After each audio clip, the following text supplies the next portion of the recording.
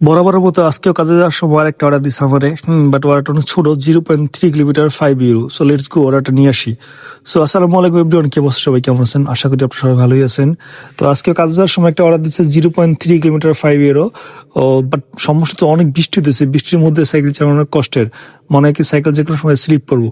যাই হোক, তো অর্ডারটা দিচ্ছেও আমারে, কিন্তু অর্ডারটা অনেক বড়, 3টা ব্যাগ। হ্যাঁ, মোটামুটি বলা যায় 5 টাকার লেগা খাজনা তো বাজলাম, সেটা কথা আছে না, ওরকম হয়ে গেছে। 3টা ব্যাগ, মিনিমাম 10 কিলো ওয়েট। যাই হোক, লাস্টে আমার ব্যাগই আটকায় না, এত বড় অর্ডার কি আর করার, অর্ডার অ্যাকসেপ্ট করছি, অত দিয়ে আসতে হইবই।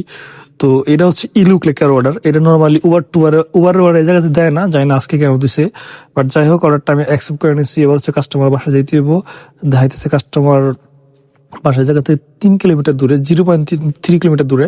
তো যাই হোক, আসছি, অ্যান্ড ব্যাপার হচ্ছে কাস্টমার দিয়ে বাসার সামনে নাই, ফোন দিচ্ছি তাও অ্যাকসেপ্ট করে না। তার বাসার ভিতরে দুইটা দাঁড়াইছিলাম কাস্টমার লেগা।